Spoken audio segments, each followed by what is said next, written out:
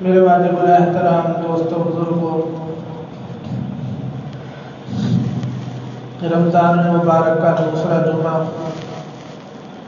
اور یہ مبارک مہینہ اور جمعے کا مبارک دن آج نبی اکرم صلی اللہ علیہ وآلہ وسلم کے اس فرامین کی روشنی میں گفتگو کرنا چاہ رہا ہوں جس میں آپ صلی اللہ علیہ وآلہ وسلم نے منبر پر قدم رکھتے ہوئے یہ فرمایا تھا آمین، اور حضرت جبرائیل امین ان کی بد دعا تھی اس شخص کے لیے جس نے اپنی زندگی کے اندر اپنے والدین کو پایا، ان میں سے ایک کو پایا یا دونوں کو پایا بڑھاپے کی حالت میں، اور ان کی خدمت کر کے اپنی بخشش نہ کروائی۔ تو میرے بھائیوں دوستوں بزرگوں، والدین ایک ایسا گھنا سایہ ہے کہ اس کی مثال نہیں ملتی، اور ایسی نعمت ہے کہ اس کا بدل نہیں ہے۔ دنیا میں ہر چیز کا بدل مل جاتا ہے، والدین کا بدل نہیں ہے۔ آپ تمام دولت اپنی خرچ کر کے بھی والدین کو نہیں خرید سکتے۔ والدین کی محبت خالص ہوتی ہے اور اس کے اندر کوئی ان کو لالچ نہیں ہوتا۔ والدین کی محبت اپنی اولاد کے لیے ایسے ہی ہوتی ہے جیسے کہ اللہ تعالیٰ نے فرمایا کہ میں تمہیں جو ہے نا اپنی مخلوق سے 70 ماؤں سے زیادہ محبت کرتا ہوں۔ تو اللہ تعالیٰ نے بھی یہاں ماں کی محبت کی مثال دی ہے۔ مطلب یہ ہے کہ وہ بے مثل بے مثال جس کا کوئی ثانی نہیں ہے، ایسی محبت ہوتی ہے۔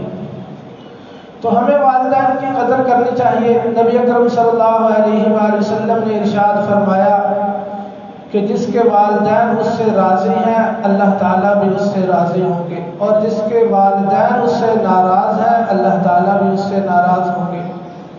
ایک حدیث مبارکہ میں نبی اکرم صلی اللہ علیہ وآلہ وسلم نے دیکھا کہ ایک نوجوان اپنے والد کے آگے چل رہا ہے، تو نبی اکرم صلی اللہ علیہ وآلہ وسلم نے اسے منع کیا کہ اپنے والد کا اکرام کرو، اس کے آگے نہ چلو، اس سے پہلے کسی مجلس میں نہ بیٹھو، اس کے سامنے اونچی آواز سے بات نہ کرو، اس کے حکم کو بجا لاؤ، اس کا ادب و احترام کرو۔ یہ نبی اکرم صلی اللہ علیہ وآلہ وسلم نے احادیث مبارکہ میں ارشاد فرمایا۔ تو میرے بھائیوں دوستوں بزرگوں، کتنے واقعات ایسے ملتے ہیں کہ جس شخص نے اپنے والدین کو راضی رکھا اللہ تعالیٰ نے اسے دنیا میں بھی کامیاب کیا اور آخرت میں بھی اللہ تعالیٰ نے اسے کامیاب کیا۔ وَقَضَىٰ رَبُّكَ أَلَّا تَعْبُدُوا إِلَّا إِيَّاهُ وَبِالْوَالِدَيْنِ إِحْسَانًا، اپنے والدین کے ساتھ احسان والا معاملہ کرو۔ اب احسان آپ سمجھتے ہیں کہ کسے کہا جاتا ہے؟ کہ کسی کے ساتھ ایسا معاملہ کرنا کہ اس کی تمام توقعات سے بڑھ چڑھ کر ہو، اس کو احسان کہا جاتا ہے۔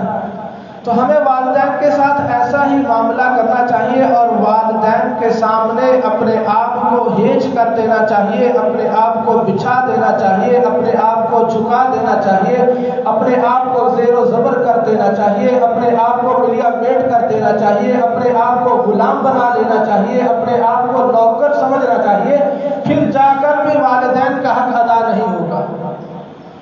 والدین کا مقام اور مرتبہ ہی اللہ تعالیٰ نے ایسا رکھا ہے۔ نبی اکرم صلی اللہ علیہ وآلہ وسلم حضرت عمر فاروق رضی اللہ تعالیٰ عنہ کو یہ نصیحت کر رہے ہیں، اے عمر، میرے بعد ایک شخص آئے گا جس کا نام اویس ہوگا، اس کے والد کا نام عامر ہوگا۔ آپ نے اور علی نے رضی اللہ تعالیٰ، آپ نے اور علی نے اس سے دعا کروانی ہے۔ اب آپ اندازہ لگائیں کہاں حضرت عمر فاروق رضی اللہ تعالیٰ عنہ کی شخصیت، جن کے نام سے اس وقت کی کفریہ طاقتیں سلطنتیں کانپتی تھی، حضرت عمر فاروق رضی اللہ تعالیٰ عنہ کو نبی اکرم صلی اللہ علیہ وسلم یہ کہہ رہے ہیں کہ آپ نے اویس بن عامر جو قبیلہ قرن کا رہنے والا ہوگا، یمن کا رہنے والا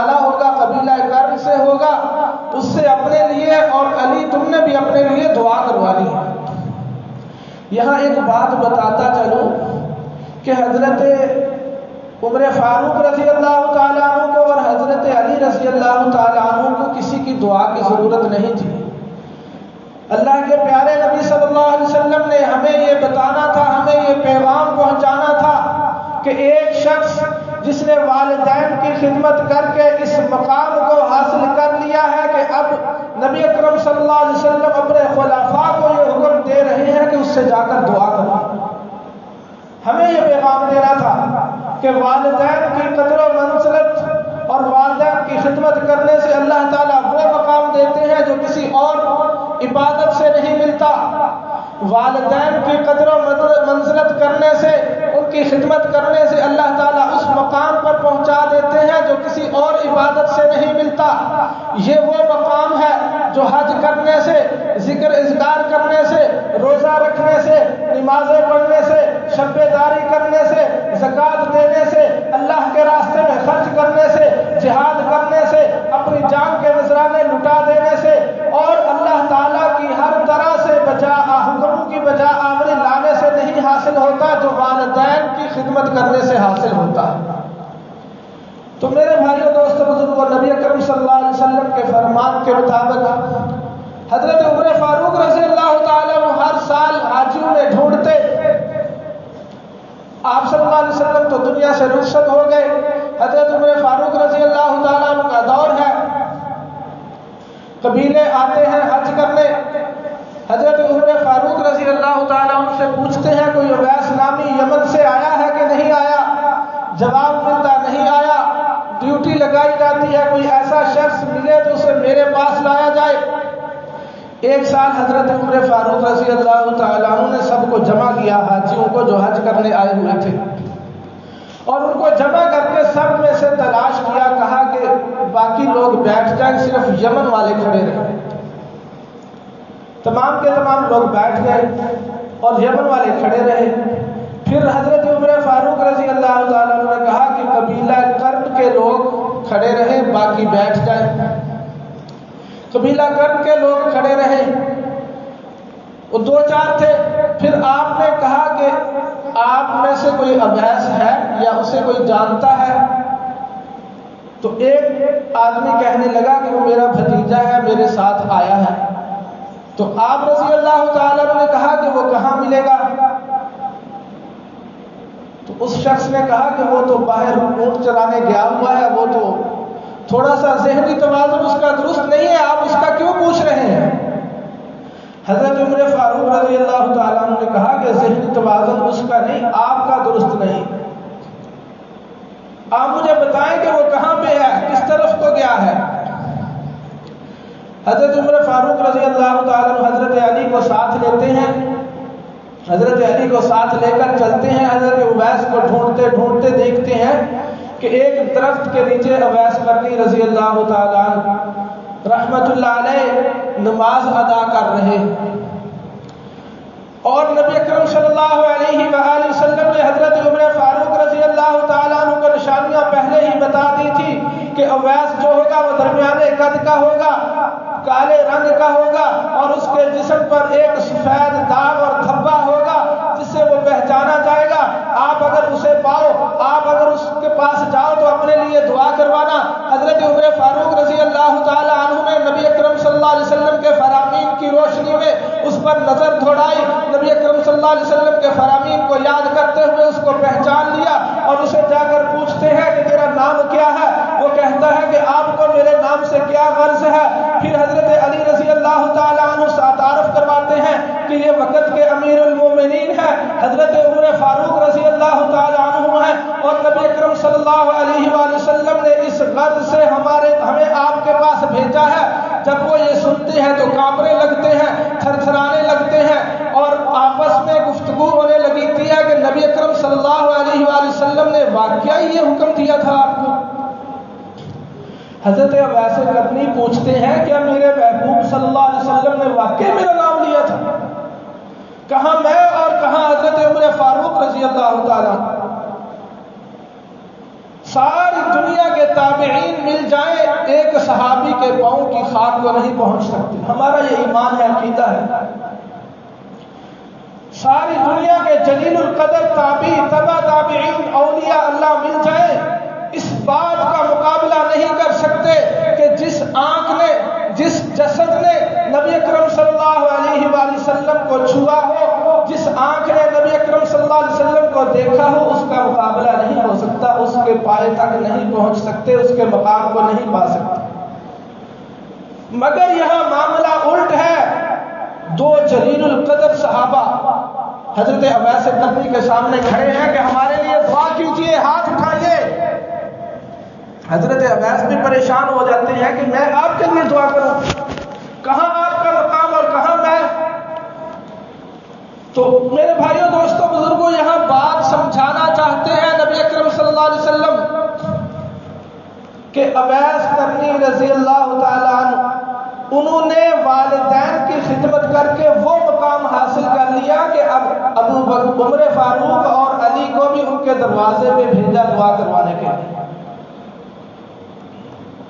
اور وہ اپنے والدہ کی خدمت کی وجہ سے نبی اکرم صلی اللہ علیہ وسلم کی خدمت میں حاضر نہیں ہو سکے، نبی اکرم صلی اللہ علیہ وسلم کی زیارت نہیں کر سکے. نبی اکرم صلی اللہ علیہ وسلم کے پاس جب ایک دو دفعہ آئے تو آپ صلی اللہ علیہ وسلم سے ملاقات نہیں ہو سکی اپنی والدہ کی خدمت کی وجہ سے. پھر کیا تھا؟ حضرت اویس قرنی رضی اللہ تعالیٰ عنہ نے ہاتھ اٹھا دیے اور حضرت عمر فاروق رضی اللہ تعالیٰ عنہ، حضرت علی رضی اللہ تعالیٰ عنہ کے لیے دعائے مغفرت کی.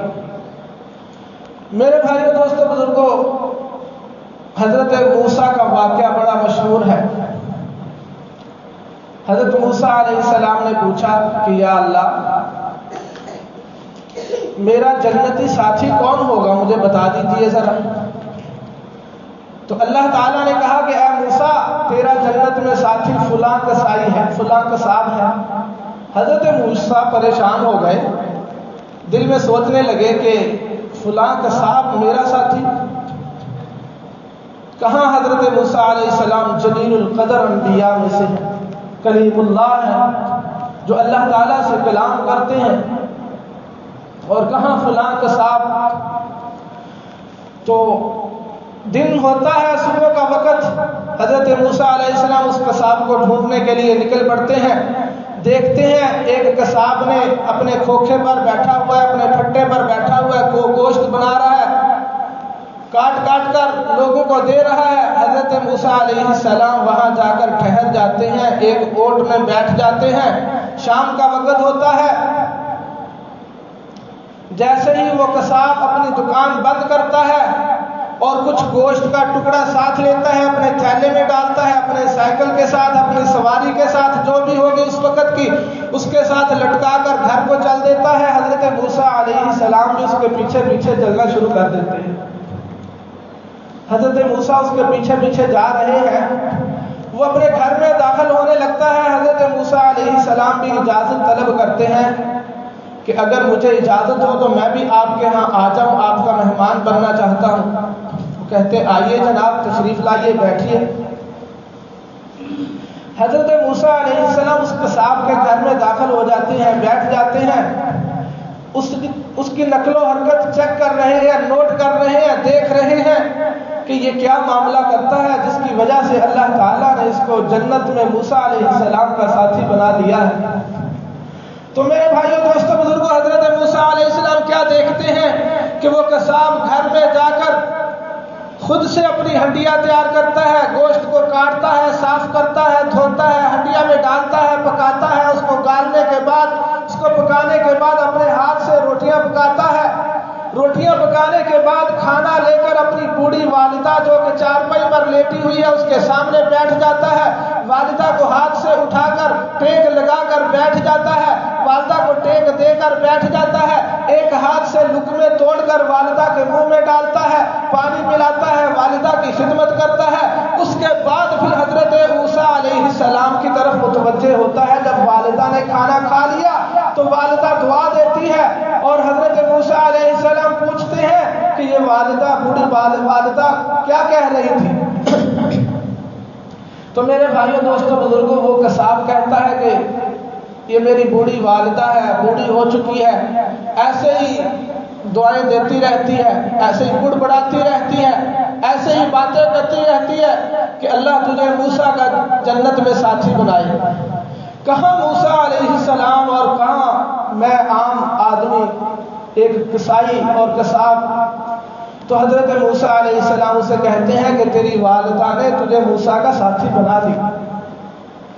تو میرے بھائیوں، دوستوں، بزرگوں، یہ واقعہ سنانے کا مقصد یہ ہے کہ ہم اپنے والدین کی قدر کریں۔ جو مقام والدین کی قدر سے ملنے والا ہے وہ کسی اور عمل کے وجہ سے نہیں ملتا۔ اگر زندہ ہے تو ہمیں ان کی قدر کرنی چاہیے، اگر کہیں ایسا ہے کہ وہ ناراض ہے تو ان کو راضی کرنا چاہیے، خدمت کر کے ان سے معافی مانگ کر ان کے پاؤں دھو کر پینے چاہیے۔ جو والدین کی خدمت میں اللہ تعالیٰ نے رکھا ہے کسی اور چیز میں نہیں رکھا۔ نبی اکرم صلی اللہ علیہ وآلہ وسلم کے پاس ایک نوجوان صحابی آتے ہیں، یا رسول اللہ صلی اللہ علیہ وآلہ وسلم، میرے والد میرا مال بغیر اجازت کے خرچ کر لیتے ہیں۔ اب نبی اکرم صلی اللہ علیہ وسلم کے پاس شکایت لے کر آئے، آپ صلی اللہ علیہ وسلم نے اس کے والد کو طلب کیا، پیغام بھیجا کہ بلایا جائے۔ نبی اکرم صلی اللہ علیہ وآلہ وسلم نے جیسے ہی والد کو طلب کیا، والد کو پتا چلا کہ میرے بیٹے نے نبی اکرم صلی اللہ علیہ وسلم کی خدمت میں میری شکایت کی ہے، میرا گلہ کیا ہے، میرا شکوہ کیا ہے۔ جیسے ہی وہ والد گھر سے نکلتے ہیں تو اشعار پڑھتے ہیں عربی میں، اور عربی ان کی گھٹی میں پڑی ہوئی تھی۔ جیسے ہی بچے ابھی بلوغت کو نہیں پہنچتے تھے تو اشعار کہنے شروع کر دیتے تھے، فی البدی اشعار کہا کرتے تھے۔ ویسے ہی وہ عرب کے دستور کے مطابق، عرب کے رواج کے مطابق اس نوجوان کے والد اشعار کہتے ہیں جو بہت ہی دکھ بھرے اور بہت ہی درد بھرے اشعار تھے۔ اور نبی اکرم صلی اللہ علیہ وسلم کی خدمت میں وہ اشعار کہتے کہتے تشریف لے آتے ہیں، اور اشعار بھی زبان سے نہیں پڑھ رہے، اپنے دل ہی دل میں پڑھ رہے ہیں۔ اب جیسے ہی نبی اکرم صلی اللہ علیہ وسلم کے پاس پہنچے، اللہ تعالیٰ نے جبرائیل امین کو بھی بھیج دیا کہ اے پیارے نبی صلی اللہ علیہ وسلم، آپ اس والد کو جس کو آپ نے طلب کیا پہلے یہ کہیے کہ یہ جو اشعار پڑھ رہا تھا وہ سنائے۔ اب نبی اکرم صلی اللہ علیہ وسلم اسے کہہ رہے ہیں کہ باقی بات تو بعد میں ہوگی، پہلے آپ نے جو اشعار پڑھے تھے وہ مجھے سنائے۔ اب وہ والد بچے کا جس کی شکایت لے کر آیا تھا، اس کا نوجوان بیٹا، وہ کہنے لگا یا رسول اللہ، میں نے وہ اشعار تو زبان سے بھی ادا نہیں کیے، آپ کو کیسے پتا چلا؟ اور پھر وہ گواہی دیتا ہے دوبارہ کہ اشہد انک انت رسول اللہ صلی اللہ علیہ وسلم، کہ میں ایمان لایا، آپ بھی سچے ہیں اور آپ کے اللہ بھی سچے ہیں، میں گواہی دیتا ہوں کہ اللہ کے علاوہ کوئی معبود نہیں ہے اور آپ اللہ تعالیٰ کے سچے رسول ہیں۔ تو جیسے ہی نبی اکرم صلی اللہ علیہ وسلم نے کہا کہ وہ اشعار سناؤ، پھر اس نے وہ اشعار سنائے۔ عربی میں اشعار ہیں، ان کا ترجمہ صحیح طور سے ترجمہ تو نہیں ہو پائے گا، مگر ان کا مفہوم بیان کرتا ہوں کہ وہ والد کہنے لگے اے میرے بیٹے،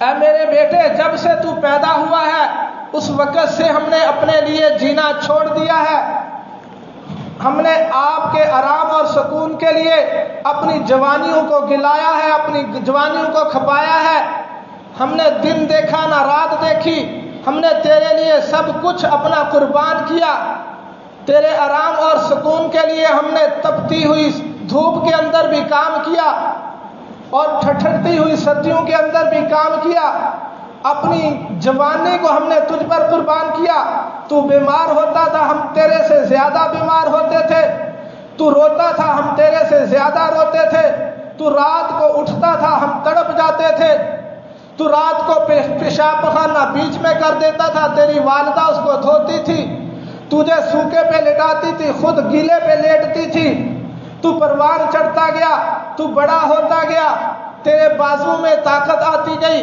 ہمارے ہاتھ کانپنے لگے، ہماری ٹانگیں کمزور ہو گئی، تیری ٹانگیں مضبوط ہو گئی، میری کمر جھک گئی، تیری کمر سیدھی ہو گئی، اور تو جوان ہوتا گیا، ہم کمزور ہوتے گئے، ہم نے اپنی ساری زندگی کا جو سرمایہ تھا وہ تجھ پر لگا دیا، تیری ایک مسکراہٹ کے لیے ہم تڑپ جاتے تھے، تیرا رات کا رونا ہم کو جگاتا تھا، ہم کو تڑپاتا تھا، ہم کو رلاتا تھا، ہم کو اٹھاتا تھا، ہم ساری رات بیٹھ کر تیرے اوپر پہرا دیتے تھے کہ ہمارے بیٹے کو کچھ ہو نہ جائے، ہمارے بیٹے کی جان بچ جائے۔ آج جب تو جوان ہوا ہے، تیرے بازو میں قوت آ گئی ہے، تجھے اللہ تعالیٰ نے طاقت دی ہے، تو تو اپنے ہی والد کے ساتھ وہ سلوک کرتا ہے جو لوگ نوکروں کے ساتھ بھی سلوک نہیں کرتے۔ آج جب تیرے پاس طاقت آ گئی ہے تو تو اپنے آپ کو بھول گیا ہے کہ تیرے والدین نے اپنا سب کچھ کیسے تیرے اوپر قربان کر دیا تھا۔ آج جب تو نوجوان تیرے بازو میں طاقت آ گئی ہے تو اپنے بوڑھے والدین کے ساتھ نوکروں سے بھی بدتر سلوک کرتا ہے، تیرا رویہ بدل گیا ہے، تیرا لہجہ بدل گیا ہے، تیرے تیور بدل گئے ہیں، تو کس طرح کا سلوک کر رہا ہے۔ میں نے تو سوچا تھا کہ تو میری خدمت کرے گا، میں نے تو سوچا تھا تو میرا سہارا بنے گا، میں نے تو سوچا تھا تو بڑا ہو کر میرے لیے کچھ کرے گا، مگر تو نے تو میرے ساتھ نوکروں سے بھی بدتر سلوک کیا۔ کاش وہ نوجوان، وہ والد اشعار کا ترجمہ کر رہا ہوں، ہو نہیں سکتا لیکن عربی کے اشعار ہیں، مفہوم بیان کر رہا ہوں۔ کہنے لگے کاش کہ تو میرے ساتھ ہمسایوں جیسا سلوک کرتا، کہ ہمسایوں کے بھی حقوق ہوتے ہیں، ان کا بھی حق ہوتا ہے، تو نے تو میرے ساتھ وہ سلوک بھی نہ کی۔ اب نبی اکرم صلی اللہ علیہ وآلہ وسلم یہ اشعار سن کر آپ صلی اللہ علیہ وسلم کی آنکھوں سے آنسو جاری ہو گئے، اور آپ صلی اللہ علیہ وسلم کی آنکھیں بھیگ گئی، اور نبی اکرم صلی اللہ علیہ وسلم نے اس نوجوان کو پکڑا، جھنجھوڑا اور اس کو ڈانٹ کر کہا، اور تاریخی جملہ کہا کہ انت و مالک لابیک، تو اور تیرا مال سارا کا سارا تیرے والد کا ہے۔ تو میرے بھائیوں دوستوں بزرگوں، اللہ تعالیٰ نے جن کو یہ نعمت دی ہے ان کو چاہیے کہ اس کی قدر کریں۔ جب یہ نعمت چھن جاتی ہے، جب والدین والدہ دنیا سے رخصت ہو جاتی ہے، تو رات کو 12 بجے 1 بجے تک انتظار کرنے والا گھر میں کوئی نہیں ہوتا۔ جب والدہ دنیا سے چلی جاتی ہے تو بسم اللہ کہہ کر رات کو دروازہ کھولنے والا کوئی نہیں ہوتا۔